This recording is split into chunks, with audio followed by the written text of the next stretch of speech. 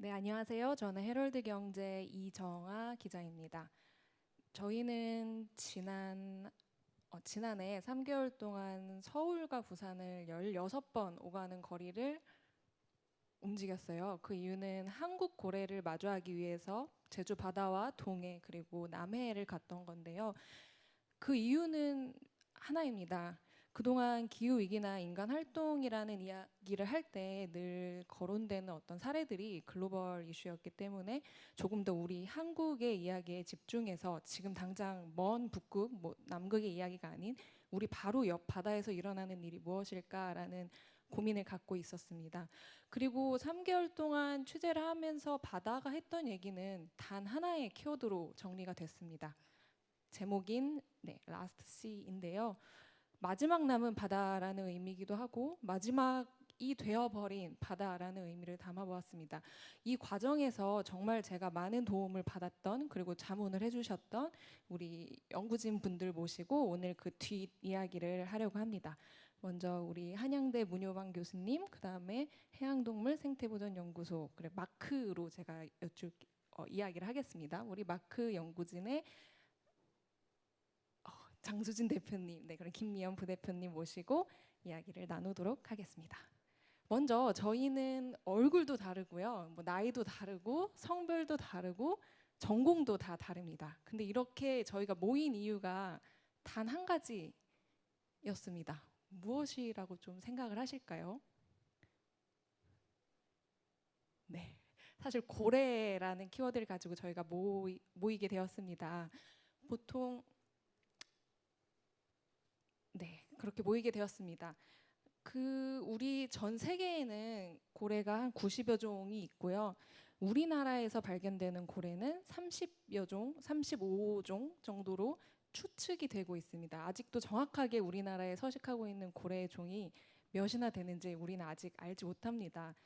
그리고 저희가 특히 추적을 해온 고래가 있었는데요. 바로 세 종입니다. 첫 번째로 제주도에 서식하고 있는 남방 큰 돌고래이고요. 그다음에 서해와 남해에 걸쳐서 살아가고 있는 상괭이, 그리고 19세기만 해도 우리나라 동해 바다에서 정말 자주 출몰했었는데 지금은 완전히 자취를 감춰버린 귀신고래입니다. 그래서 이 이야기를 조금 더 하기 전에 아마 이런 생각을 하실 수 있을 것 같아요. 그러니까 왜 고래인데 왜 지금 우리가 고래 이야기를 해야 되지? 라고 생각을 하실 것 같아서 제가 이제 연구진 분들께 여쭈겠습니다. 먼저 우리 고래의 몸에 축적되어 있는 독성 물질에 대해서 연구를 하고 계시고요. 이 물질을 쫓아서 남극과 북극까지 오가셨던 우리나라에 정말 몇몇 안 되시는 분 중에 한 분이십니다. 먼저 한양대 문효방 교수님께 고래는 어떤 의미인가요? 저에게 고래는 해양 생태계를 구성하는 다양한 생물들 중에 최상위 포식자로 알려져 있습니다. 그 말은 고래가 건강하면 해양 생태계 전체가 건강하다라는 말로 정리가 될 수 있겠죠. 즉 해양 생태계의 건강도를 보여주는 지표 생물로서 정의할 수가 있을 것 같습니다. 생각해 보면 고래가 건강하기 위해서는 고래가 먹이 생물로 하는 어류나 두종류나 혹은 플랑크톤 같은 생물들이 건강해야 되고, 그리고 그 먹이 생물들이 서식하는 해수, 해양 환경이 깨끗해야 고래가 궁극적으로 건강하게 서식이 가능할 것입니다. 우리가 해수라는 것을 한번 생각해 보면 육상에서 생산되는 많은 화학 물질이 해양으로 유입되게 되는데 그때 첫 번째 만나는 장소가 해수라고 볼 수가 있습니다. 즉 해수가 건강하다, 혹은 해수 안에 살고 있는 고래의 먹이 생물이 건강하다, 고래가 건강하다라는 것은 다 연결되어져 있고, 해수가 인간의 활동에 의해서 오염이 되거나 혹은 건강하지 못하다면 궁극적으로 고래도 건강하지 못하게 되는 사건들이 발생할 수 있다는 얘기죠. 지금 화면에 보이는 한 편의 논문이 2018년도에 최고의 학술지 중에 하나인 사이언스지에 게재된 연구 결과입니다. 범고래, 킬러 웨일로 알려져 있는 이 생물이 PCB라고 하는 유해 독성 물질 때문에 생식 기관에 교란이 일어나거나 혹은 면역 체계가 교란되어져서 50년 후 혹은 100년 후에는 영원히 멸종될 수 있다라는 모델의 시뮬레이션 결과를 보여준 것입니다. 매우 이상한 현상이죠. PCB는 50년 전에 전면 사용이 금지된 물질인데 여전히 잔류성이 강한 상태에서 해양 생태계에 존재하고 있고, 이 물질로 인해서 100년 후에는 킬러웨일이 사라질 수 있다라는 관점입니다. 그렇다면 인간은 안전할까라는 의문에 질문을 가질 수 있고 의문을 가질 수가 있을 것 같습니다. 두 번째, 저에게 왜 고래입니까? 라고 질문한다면, 고래는 포유류입니다. 젖먹이 동물이라는 뜻이죠. 실제로 임신하는 그 개월 수가 한 10개월 정도, 그리고 임신 이후 출산한 이후 한 1년 정도 모유 수유 기간을 가지기도 합니다. 그리고 인간의 수명과 거의 유사해서 한 6, 70년을 살기도 해서 고래는 인간을 대신해서 다양한 종류의 화학물질, 해양 환경의 화학물질들이 궁극적으로 모이니까요. 어떠한 영향이 있는지를 잘 나타내주는, 인간을 대신해서 화학물질의 영향을 보여줄 수 있는 지표 동물로서의 의미를 가진다, 이렇게 설명할 수가 있겠습니다. 네, 문 교수님께서 말씀해 주셨는데요. 지금 고래는 해양의 최상위 포식자일 뿐만 아니라 굉장히 인간과 닮아 있는, 그러니까 수유도 하고요. 그다음에 사는 수명도 6, 70년 정도. 그다음에 임신도 하고, 그러니까 지표종이라고 분류된다고 이야기를 하셨어요. 그러면 이 의미가 지금 고래가 겪고 있는 현실이 곧 우리 인간이 마주하게 될 미래인가, 아니면 이미 지금 우리 인간이 겪고 있는 상황인가라고 이렇게 생각해 볼 수가 있을까요?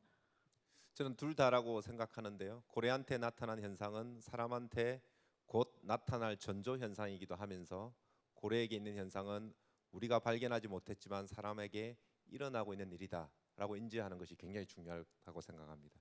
네, 이 말씀대로 사실 취재를 하면서 고래를 들여다보면 들여다볼수록 왜 인간이 보일까라는 생각을 저는 하게 되었는데요. 그럼 이어서 제가 마크의 장수진 대표님 그리고 김미연 부대표님께도 여쭐게요. 이 지금 마크 연구진 분들은 우리 1년 중에 거의 200일 가까이를 바다로 향하고 계시는 분들입니다. 저는 도대체 육지에서 어떤 일들이 있었길래 이 육지 생활이 우선순위가 밀리고 왜 바다를 향해서 고래로 가실까라고 생각을 했는데요. 일단 마크 연구진 분들에게 고래는 어떤 의미일까요? 네. 저희가 사실 엄청난 의미나 사명감을 가지고 이렇게까지 육지를 떠나 바다에서 시간을 보내는 거는 처음에 시작은 아니었어요.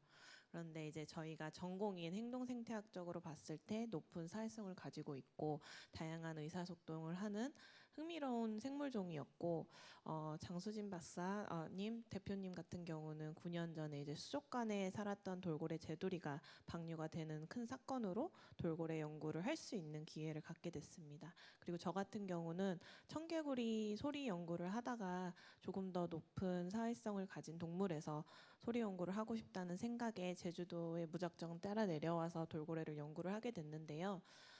바다에서 고래를 찾고 관찰하고 데이터를 모으는 거는 다른 동물에 비해서 드물고 어려운 편이에요. 하지만 그 과정에서 조금 더 희열을 느끼기도 합니다.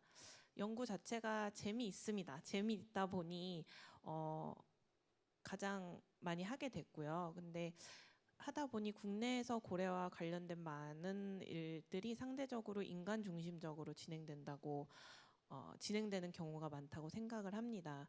국내에는 고래를 연구하는 사람들이 그렇게 많지는 않습니다. 그렇다 보니 아마도 연구가 많이 되어져 있지 않겠죠. 우리는 지금 이 생물들이 고래가 어떻게 살아가고 있는지 사실 잘 모르고 있는 부분들이 분명히 많이 있습니다. 그래서 저희가 돌고래나 고래 기초 생태 연구에 힘을 쓰고 있는 이유 중에 하나고요. 세계 각지의 다른 고래류에 대한 연구들은 보전을 굉장히 중요시하고 있어요. 중요시 이야기를 하고 있는데 저희가 연구를 하다 보니 우리나라의 고래들은 그렇지만은 못한 상황이더라고요. 그렇다 보니 저희 연구소에서는 연구도 하면서 보전 활동도 함께 하고 있습니다. 그래서 저희에게는 어떻게 단순하게 보면 고래는 연구 대상 종입니다. 하지만 조금 더 깊게 생각해 보면 고래는 연구 대상 종이자 우리가 자연을 바라보는 시선을 어떻게 가져야 될 것인가 가장 큰 영향을 미치는 종이기도 해요. 네, 이야기 주신 부분에서 제가 좀 굉장히 인상 깊었던 부분은 인간 중심적이라는 단어였어요. 왜냐하면 인간 중심적이라는 단어에는 꼭 이런 이미지들과 꼭 연결이 되더라고요. 저희가 지난해 한국 고래 앞에 닥친 위기들을 쫓았을 때 보여줬던 사진들을 보여드리겠습니다. 이거는 제주도 남방 큰 돌고래가 지금 해양 쓰레기를 가지고 놀고 있는 모습이었고요. 놀이 활동의 일환인데 보통 해초류를 갖고 노는데 이거는 지금 쓰레기를 갖고 놀고 있는 상황이었고, 이거는 바다 거북이었는데 어구에 걸린 채로 발견이 되었고요. 이건 지금 상갱이의 사체들입니다. 혼액이 돼서 정말 무분별하게 죽고 있는 종 중에 하나예요. 그리고 마크 연구진 분들께서도 이 조사하셨던 상갱이 사체들이고요. 보통 고래가 사는 바다라고 하면 어떻게 바다라는 단어를 들으셨을 때 그러니까 어떤 생각이 드실지 모르겠어요. 보통 저는 이제 크고 넓다, 광활하다, 이제 여름이 다가오니까 물놀이를 하는 곳이다 이렇게 생각을 하게 되는데, 그러니까 이런 일들을 마주할 때마다 바다라는 곳이 도대체 어떤 곳이지라는 생각을 다시 하게 되었습니다. 저보다 훨씬 더 많은 시간을 바다에서 연구하는데 보내고 계신 우리 연구진 분들께 제가 다시 한번 여쭤보려고 해요. 우리 문효방 교수님께 바다라는 곳은 교수님에게 어떤 의미를 갖고 있을까요? 제가 남극, 북극 그리고 연안 조사를 포함하면 약 100회 이상의 바다를 관측했던 일들을 해왔던 것 같은데요. 저는 주로 오염 조사를 하니 바다를 보면 바다는 인간이 자연에게 무엇을 했는가라는 것을 관찰하는 장소인 것 같습니다. 특히 저한테 중요한 연구 대상 지역인 마산만을 여름에 가보면 마산만의 바다가 다음 화면에 보이는 것처럼 붉은색의 적조로 가득 차 있는 것을 볼 수가 있습니다. 저는 이 모습을 보면 가끔 그런 생각을 하는데요. 술을 많이 먹어서 속이 너무 좋지 않아서 마치 오바이트를 한 사람의 모습 같습니다. 족조가 어떻게 발생하는가를 생각해 보면 육상에서부터 다량의 영양염이나 유기물들이 해양으로 유입되게 되고, 여름이 되면 강한 태양 광선을 받아서 식물 플랑크톤이 이상하게도 갑자기 증식하게 되는 그런 현상을 우리가 일반적으로 적조라고 이야기를 합니다. 즉 바다가 이렇게 이야기하는 것 같았습니다. 저에게는 육상에서부터 너무 많이 보내지 마. 나 조금 힘들어. 그래서 내가 더 이상 견딜 수 없어서 이 정도라도 나는 좀 보여줘야겠어라고 말하는 것 같은 느낌이 저에게는 바다였습니다. 바다가 그러면 저 정도 아프면 우리는 괜찮을까? 저는 그렇지 않다고 생각합니다. 최근에 그 학계에서 많이 회자하는 단어가 바로 오션 앤 휴먼 헬스입니다. 과거에 우리 해양학이라는 것은 자연현상의 관찰이었습니다. 자연에 의해서 이루어지는 그 프로세스에 대한 이해가 주였다면, 지금 바다에서 일어나고 있는 많은 현상들은 인간 활동이 배제되고는 해석이 잘 되지 않습니다. 이미 자연은 혹은 바다는 인간의 활동에 의해서 많이 점령당하고 있고, 바다의 아픔은 곧 사람의 건강도와 직결되어진다는 것을 잘 보여주고 있습니다. 실제로 그 모든 환경들이 다 연결되어 있다는 것을 많은 연구자들이 인지하고 있는 것 같습니다. 환경, 야생동물, 인간이 서로 하나의 유기체처럼 연결되어 있고 마치 공동체처럼 보인다라는 개념이 최근에 학계에서 대두되고 있는 원 헬스라는 개념입니다. 즉 인간이 아프다면 인간 자체의 문제도 있지만 반드시 그 전의 전조 현상으로 환경에서 혹은 야생 동물에게서 그 현상이 발견되었을 것이다. 따라서 바다는 어쩌면 인간에게 일어날 수 있는 일들을 미리 관측할 수 있는 곳, 아니면 나에게 일어났던 일을 내가 인지하지 못하고 있는 것들에 대한 답을 줄 수 있지 않을까라는 것이 저에게 바다의 의미라고 생각할 수 있습니다. 네, 말씀 주신 대로 원 헬스라는 단어를 들었을 때 인간이라는 존재는 어쩌면 이 지구상에 있는 수많은 생명체 중에 한 종이라는 생각이 들게 됐어요. 그러면 우리 마크 연구진 분들께도 제가 여쭐게요. 바다 어떤 의미실까요? 저는 2013년에 돌고래 연구를 처음 시작하기 전까지만 해도 제가 살면서 바다를 이렇게 오랜 시간 쳐다보고 있을 거라는 생각을 단 한 번도 해본 적이 없는데요. 육상에서 산이나 들에서 생물들을 더 쉽게 발견하고 관찰할 수 있는 것에 비해서 바다는 제가 가서 보면 표면만 보이는 그냥 엄청 출렁거리는 굉장히 넓은 물에 불과했기 때문입니다. 네, 고래를 연구를 하다 보면서 그런 의미가 조금씩 바뀌게 됐는데요. 지금 저한테 바다는 그냥 물이 아니라 그 안에 굉장히 다양한 생물과 그리고 제가 연구하는 그 고래라는 멋진 종이 살고 있는 공간이기도 합니다.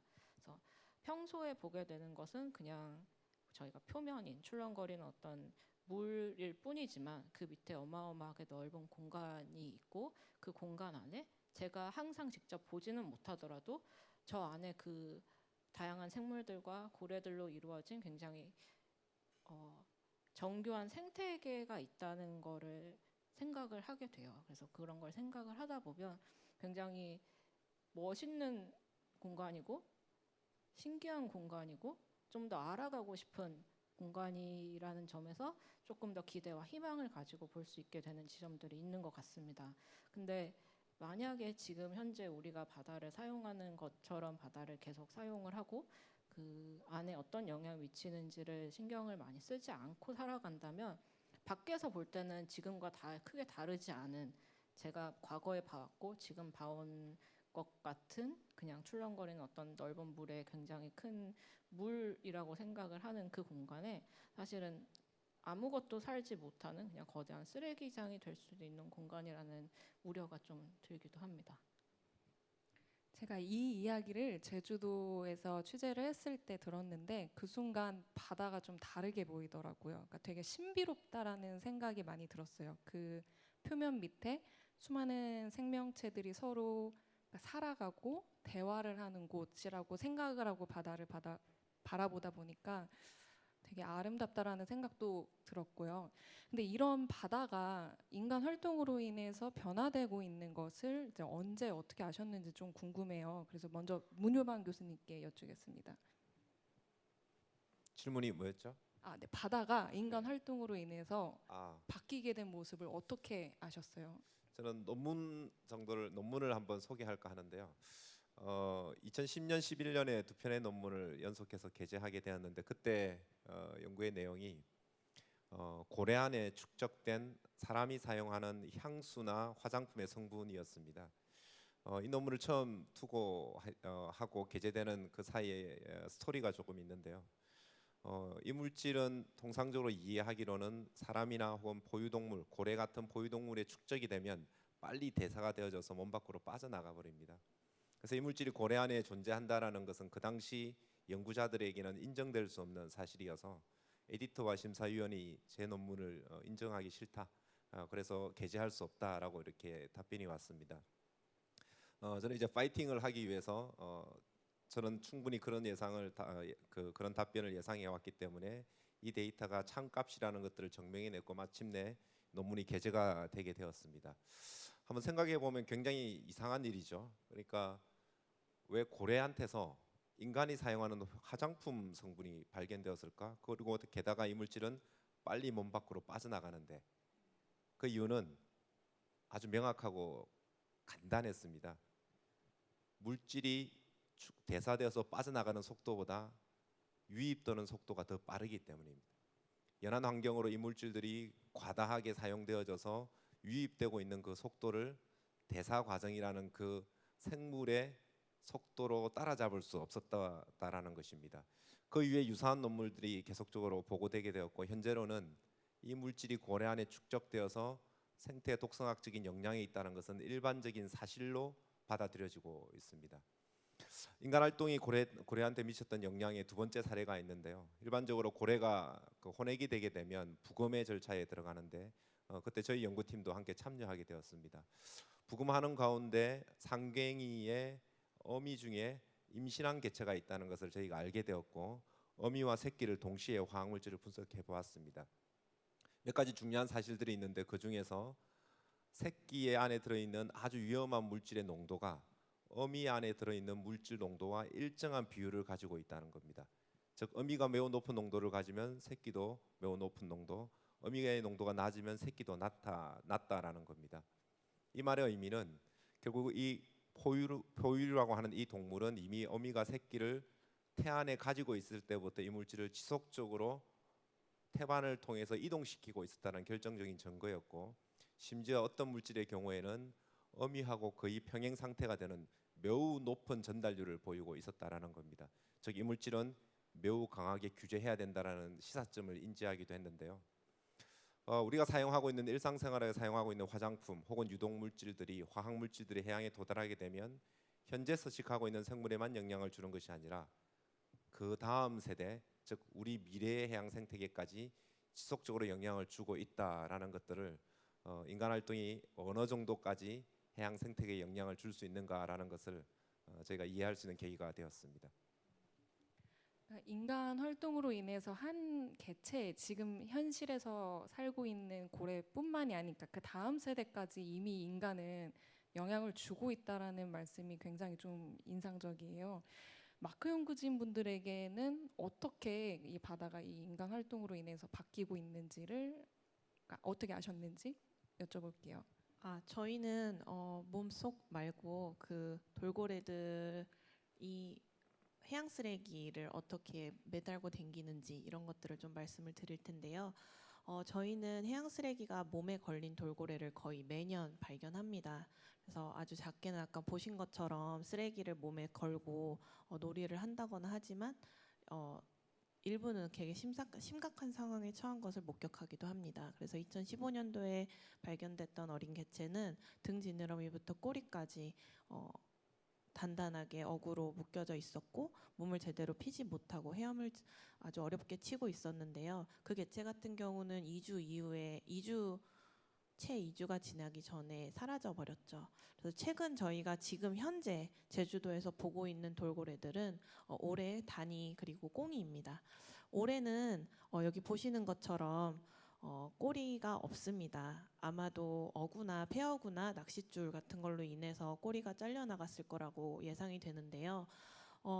돌고래는 원래 위아래로 이렇게 수염을 치는데 이 개체 같은 경우로 양옆으로 헤엄을 치고 있고요. 지금 발견된 지 한 3년 정도 됐는데 제주도에서 잘 지내고 있는 것으로 알고 있습니다. 그리고 최근에 저희가 찾아당기고 보고 있는 개체는 올해 단이랑 꽁이인데요. 지금 이 개체 같은 경우는 단이라는 개체입니다. 그래서 낚싯줄로 추정되는 폐어구가 등지느러미에 걸리고 그리고 주둥이까지도 걸리는 상황이 되어서 굉장히 안타까운 상황으로 처해지는 개체고요. 저희가 또 다른 개체는 꼬리에 낚싯줄이 걸려서 길게 늘어진 형태로 있는 꽁이라는 개체입니다. 이 개체 같은 경우는 수영을 하다가 올라왔을 때 꼬리가 좀 불편한지 치는 행동 같은 것도 하고요. 그래서 이런 애들이 있어서 저희 다른 단체들과 협력을 해서 탐색을 하고 해외에 있는 구조 치료 전문가들에게도 자문을 구해서 이 고래들을 다시 만났을 때 어떻게 해야 될지 상황에 대비를 하고 있습니다. 쓰레기 문제 외에도 뭐 해양 개발이 늘어나고 선박의 운항이 증가하고 해양 레저 스포츠가 이제 점점 많이 진행이 되면서 그런 인간의 해양 활동이 증가하면서 바닷속의 소음도 증가를 했습니다. 이 소음이 고래류들한테는 특히 큰 문제가 되는데요. 고래는 음향을 활발하게 사용해서 이제 같은 종의 다른 개체들과 소통을 하는 동물입니다. 바닷속에서 먼 거리에 있는 다른 개체들과 의사소통을 하기도 하고 좀 가까이에 있는 개체들과 복잡한 협력 작업을 할 때 소리를 사용을 하기도 합니다. 그리고 돌고래들의 경우에는 반향정이라고 해서 박쥐처럼 높은 주파수의 소리를 발생을 시켜서 주변 환경에 대한 정보를 얻기도 하는데요.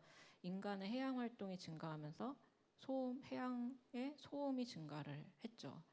그리고 선박이 증가하면서 선박이 발생하는 소음들이 증가를 하고 뭐 바다에 구조물을 설치를 한다거나 공사를 진행하면서도 과거에 비해서 굉장히 소음이 많이 발생을 하고 있습니다. 사실 지금 저희가 살고 있는 제주의 집 바로 옆에서도 네, 굉장히 대규모의 단지를 짓는 공사를 하면서 그 돌을 뚫는 작업을 하더라고요. 이게 보통 뭐 해상 풍력 발전 단지나 아니면 큰 구조물을 지을 때 바다에서도 파일 드라이빙이라고 해서 밑에 있는 돌을 이제 뚫어서 깨는 이런 작업을 하는 과정에서 비슷하게 나타나는 것들인데, 저희가 생각하는 것보다 소리가 굉장히 크고 그 지속적으로 오랜 기간 이것들을 과정이 진행이 되면서 스트레스를 굉장히 많이 받고 있습니다. 이게 돌고래들이 겪는 상황을 간접 체험하고 있다고 생각을 하는데요. 이게 방음벽을 친다고 소리가 괜찮은 것 같아라고 이게 무시할 수 있는 정도는 아니더라고요. 근데 실제로 거의 모든 구간의 바다에서 크고 작은 이런 인간의 활동들이 증가하면서 소음이 증가하고 고래류들이 의사소통이나 주변 환경에 대한 정보를 얻는 데 문제가 생기게 되는 거죠. 실제로 미국이나 캐나다에서는 그 코로나가 유행하는 기간 동안에 일시적으로 선박의 운행량이 굉장히 감소를 했는데, 그 기간 동안 고래들의 의사소통이 굉장히 활발해졌다는 연구들도 진행이 됐습니다. 저희가 지금 제주도에서 많이 보고 있는 인간들의 활동을 하나 더 아까 얘기한 것처럼 얘기를 하자면 점점 늘어나고 있는 남방 큰 돌고래 관광업인데요. 이 관광업은 정말로 직접적으로 돌고래들에게 부정적인 영향을 주고 있습니다. 그래서 지금 현재는 아침 아주 일찍부터 저녁 늦게까지 남방 큰 돌고래를 쫓아다니면서 관찰을 하는데, 이런 행동들이 남방 큰 돌고래의 행동, 무리의 크기, 서식지 이용 등에 영향을 주고 있어요. 그래서 제주도에 있는 남방 큰 돌고래 같은 경우는 다른 서식지에 있는 개체군보다 낮에 먹이 활동을 굉장히 많이 하는 편인데, 지금 이 공간들에서 관광들이 진행이 되면서 먹이 활동을 하는 그 시간 자체도 줄고 그 짧게 그 먹이 활동을 하는 시간들이 계속 줄어지는 것을 확인을 할 수 있었습니다. 그리고 지금 남방 큰 돌고래가 관광이 진행이 되는 공간에서 남방 큰 돌고래를 육지와 관광선 사이에 두고 몰아가는 상황도 일어나고 있고요.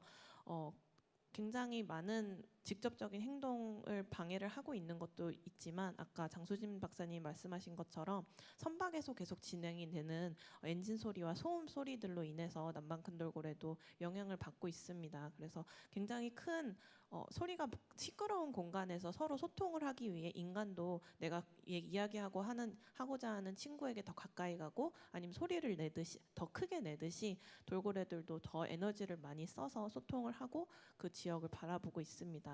이런 서식지 여기저기에서 이런 일들이 끊임없이 벌어진다면 돌고래들은 평소와 같은 방법으로 의사소통을 할 수 없고, 원래 평소와 같은 방법으로 하던 것들을 할 수가 없어지게 됩니다. 그러면 계속 이런 피해 지역이 넓어질수록, 그리고 이 기간들이 계속 길어질수록 돌고래들은 점점 더 의사소통을 하기가 어려워지고 그 서식지 안에서 사는 게 점점 어려워지지 않을까 싶습니다. 네, 그리고 상괭이에 대해서도 하실 말씀이 있으실 것 같아요. 되게 오랜 기간 또 계속 추적을 하고 계시잖아요. 네, 상괭이의 경우에는 혼행 문제가 굉장히 심각한데요. 매년 최소 한 1000여 마리, 많게는 최대 수천여 마리까지 우리 눈에 띄지 않는 곳에서 그물에 걸려서 계속 죽어가고 있는 것으로 추정이 되고 있습니다. 저희는 작년에 서해 한 지역에서 한 3, 4개월 정도 기간 동안에 나온 상괭이 사체 300여 구를 조사를 했는데요. 90% 이상이 다 미성숙 개체로 확인이 됐습니다. 이런 죽음이 사실은 저희가 조사한 지역이 아니라 서해 전체에서 남해까지 확대를 하면 굉장히 넓은 지역에서 끊임없이 훨씬 더 큰 규모로 일어나고 있다고 추정을 해볼 수 있고요. 그런 것에 비해서 우리가 이 문제를 얼마나 심각하게 다루어 왔나를 생각을 하면 좀 생각보다 심각하게 생각하지 않았던 것 같은 그런 생각이 좀 듭니다. 이게 정말 큰일이 아닌 것 같다라는 생각이 들 정도로요. 이런 문제를 우리가 먼저 나서서 해결을 해보자. 이 생물이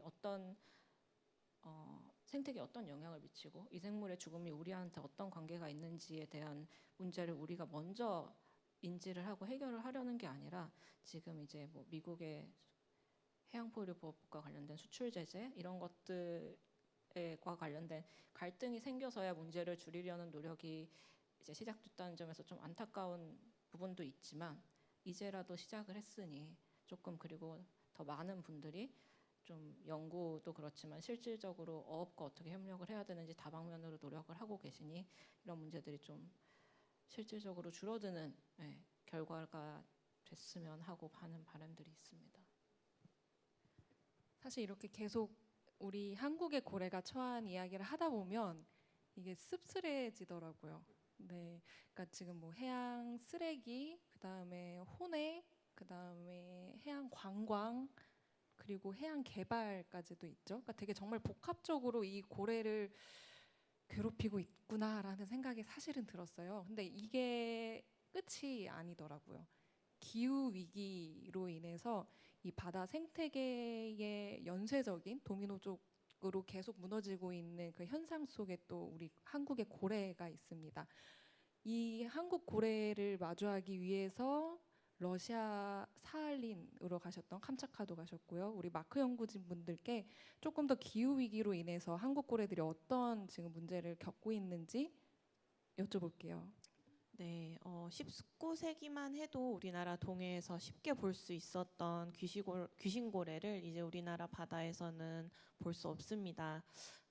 왜냐하면 저희가 너무 많이 잡아 죽였습니다.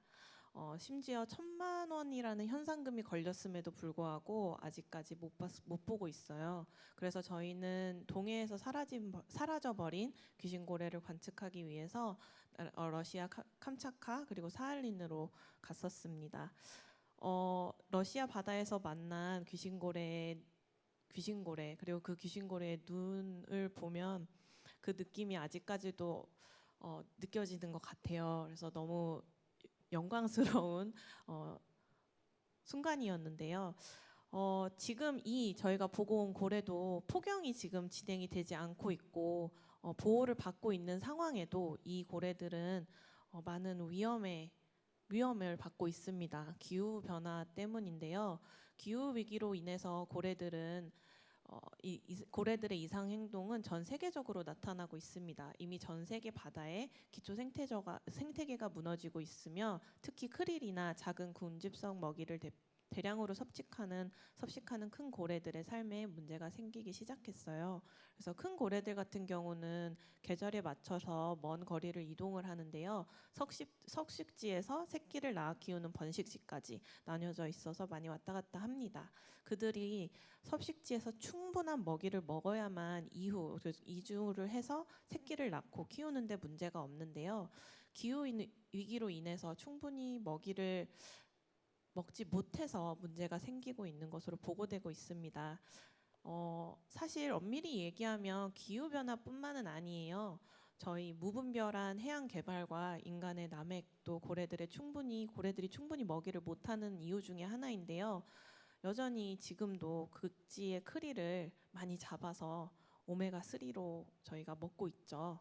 이런 변화들은 미국 서부의 귀신고래 개체군은 물론 다양한 고래류에서 먹이를 충분히 못해 삐쩍 마른 개체들이 발견이 되곤 합니다. 지금 사진에서 보이는 것처럼 이게 계속 말라가는, 이게 같은 개체이거든요. 이 개체가 계속 연수가 지나갈수록 말라가는 현상들이 나타나고 있고, 해변으로 밀려와 온 사체 같은 경우 영양실조 상태로 발견이 되기도 하고요. 새끼의 사망률이 높아지는 것도 사실입니다. 지금 사진은 이제 미국 서부에서 진행되었던 연구의 결과인데요. 이런 변화들이 사실 극지방에서는 훨씬 더 극적으로 발생을 할 수 있습니다.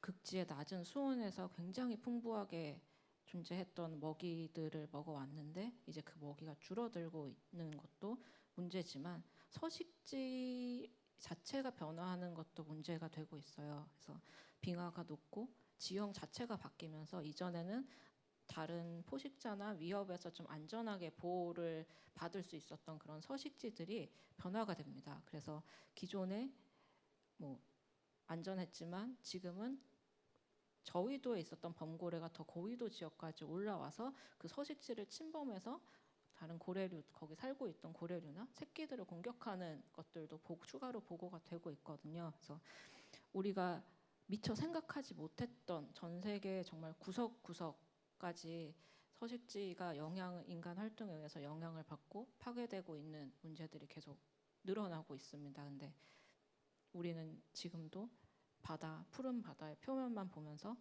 아직까지 괜찮은 것 같아라고 여기고 있는 지점들이 있는 것 같아요. 네, 이게 알면 알수록 좀 절망적인 마음이 들긴 하지만 그래도 희망을 찾자면 그것이 이제 바다가 다시 아닐까라는 생각이 들어요. 그래서 다시 이제 마지막으로 좀 전하고 싶은 말씀이 있다고 하셔서 여쭈고 싶어요. 그러니까 바다를 알아야 우리가 지구를 구할 수 있다. 뭐 구한다는 표현이 맞는지도 사실은 잘 모르겠습니다. 사실 그냥 원 자연의 모습 그대로 어떻게 우리가 유지를 해야 될까라는 고민에 있어서 어떤 생각을 하시는지 좀 더 여쭈겠습니다. 우리 문유방 교수님께. 네, 제가 마지막으로 드리고 싶은 메시지는 영어 문장이긴 한데요. 이게 delusion is not a solution of marine pollution입니다. 강의를 듣는 학생들은 라임 딴 거 아니냐고 이렇게 이야기하긴 하는데요. 저 영어를 해석해 보면 의미가 굉장히 좋습니다. delusion은 희석 효과니까요. 희석 효과는 해양 오염의 해결책이 아니다라는 뜻입니다. 과거에 우리는 인간들이 만들어낸 쓰레기를 바다에 버리는 이제 오션 덤핑을 행하기도 했고, 그 이유는 희석 효과가 충분하기 때문에 그 영향이 해양 생태계에 적어도 혹은 사람에게는 오지 않을 거라고 생각했지만 그렇지 않았습니다. 지금 전 세계적으로 이 사실에 대해서는 명확하게 인지하고 있고, 그리고 오션 덤핑은 전면적으로 금지가 되어졌습니다. 해양은 끊임없는 희석 효과를 통해서 스스로가 스스로의 문제를 해결할 수 있는 능력을 잃어버렸습니다. 그 잃어버린 내용들을 여러 가지 채널로 여러 가지 모양으로 우리들에게 알려주고 있습니다. 인간의 지속 가능한 삶은 지속 가능한 해양 생태계로부터 출발하기 때문에 바다에서 그 해답을 찾아야 되고, 그 해답을 위해서 우리는 특별한 행동이 필요하지 않을까라는 것이 제가 드리고 싶은 마지막 메시지입니다. 네, 우리 마크 연구진 분들께도 마지막으로 전하실 메시지가 있다고 하셨죠. 저희가 돌고래를 연구한 이후에 굉장히 자주 듣는 질문 중에 하나가 왜 우리가 고래를 보호하고 보존해야 하는가라는 건데요. 이 질문은 사실 고래가 남아있는 게 인간한테 어떤 이득이 되고 고래가 없어지는 게 왜 우리한테 문제인가라는 관점에서 받게 되는 질문이라고 생각을 합니다. 물론 고래가 바다의 균형을 유지해주는 최상의 포식자이기도 하고, 이 큰 고래들 한 마리 한 마리가 마치 숲처럼 이산화탄소를 줄여주는 역할을 하기도 하고, 그리고 큰 고래들은 한 마리지만 작은 고래들은 굉장히 여러 마리가 뭉쳐서 이런 역할을 해주거든요. 이산화탄소를 줄이거나 아니면 바다의 물질 순환에도 굉장히 중요한 역할을 하고 있습니다. 중요한 역할이기는 한데요. 저희는 그럼에도 불구하고 왜 이거를 설명해야 하는가에 대한 의문을 이 질문을 들을 때마다 갖게 돼요. 인간을 보호해야 한다라고 얘기를 할 때, 다른 사람을 존중해야 한다라고 얘기를 할 때 사람들이 거기에 왜를 붙이는 경우는 별로 없습니다. 근데 우리는 고래가 위험해 죽어가고 있어라고 얘기하면 그걸 먼저 묻게 되는 거죠. 그러면 저희는 이제 그런 질문을 하신 분들한테 거꾸로 물어보는 경우가 있는데요. 그럼 왜 고래를 보호하면 안 되나요? 하고 묻는 경우가 있거든요. 인간이 초래한 어떤 변화로 인해서 피해를 받는 생물이 우리한테 이익을 주지 못한다면 그냥 이게 사라져도 된다는 말씀이신가요? 라고 묻고 싶은 경우가 굉장히 자주 있었어요. 사람들이 고래를 보면서 귀엽고 똑똑하고 멋있고 막 엄청 복잡한 사회성을 갖고 있는 것에 감탄하고 경이로움을 느끼게 되는데요. 근데 그런 감정과 동시에 인간의 편리하고 안락한 삶을 위해서 망가진 자연에서 이 생물이 죽어가고 있는 것에 대해서는 되게 무관심해지는 지점들이 있는 것 같아요. 그래서 저희가 이 밖에서 저희는 이제 생물을 직접 보고 그 생물의 행동을 관찰을 하는 방식으로 연구를 진행을 하는데, 그런 거를 진행을 하다 보면 어떤 한 종이, 그리고 인간도 포함해서 어떤 한 종이 지구 안에서 온전히 독립적으로 생존할 수 있는 것은 아니다라는 생각이 항상 듭니다. 생태계라는 것이 어떤 생물 한 종 아니면 그 생물과 직접 관련된 다른 종으로만 구성이 되는 게 아니라 그 안에 미처 생각하지 못했던 건너 영향을 미치는 다른 종, 그리고 그런 생물들이 살아가는 서식지, 그 이외의 다양한 환경적인 요소들이 다 같이 엮여서 생태계를 구성을 하고 있어요. 그래서 고래를 비롯한 어떤 다른 생물들을 지금 당장 우리가 명확하게 이해하고 있는 어떤 유용함이나 이로움으로만 분류를 하고자 해왔는데, 지금까지는 실제로는 아직 우리가 알지 못하는 굉장히 많은 요소들이 이 생물과 관련이 있고, 그 영향이 우리한테도 어쩌면 나중에 우리가 알아채지 못하는 방식으로 받게 될 수도 있거든요. 그래서 지금 당장의 이로움이나 유용함을 조금 내려놓고 지금 앞선 강연을 해주신 교수님과도 유사한 메시지가 될 수 있을 것 같은데요. 장기적으로는 인간 중심적이 아니라 자연과 환경과 다른 생물종과 함께 살아갈 수 있는 방식으로 가야 하지 않을까라는 생각을 점점 더 많이 하게 됩니다. 네, 잘 들었습니다. 제가 이런 연구진 분들의 이야기를 듣고 마지막 그 라스트 시 기사를 송고하면서 들었던 생각을 전하면서 이번 세션을 마무리 짓겠습니다. 어쩌면 우리는 고래의 역사를 인간 승리의 역사로만 생각한 게 아니었을까라는 생각이 들었어요. 왜냐하면 포경선, 고래 사냥에 이제 같이 나오는 연관 키워드죠. 로또, 그리고 돌고래 관광, 아쿠아리움. 굉장히 다 인간 중심적으로 보고 있는 단어라고 생각을 해요. 그래서 왜 우리는 이 자연의 거대함에 비하면 얼마나 작은, 그러니까 보잘것없는 존재인지 왜 잘 모를까, 망각하고 있는 게 아닐까라는 생각이 들었습니다. 보통 60년에서 70년 정도의 수명을 갖고 있는 이 특히 큰 고래는 마지막 순간까지도 몸속에 본인이 탄소를 머금고 심해 깊은 곳으로 내려앉아서 죽습니다. 이 고래가 심해로 가지고 가는 이산화탄소의 양이 한 마리당 33톤인데요. 이 33톤은 1,500그루의 나무가 1년 동안 흡수하는 이산화탄소의 양입니다. 그리고 고래는 인간과 같은 포유류입니다. 감사합니다.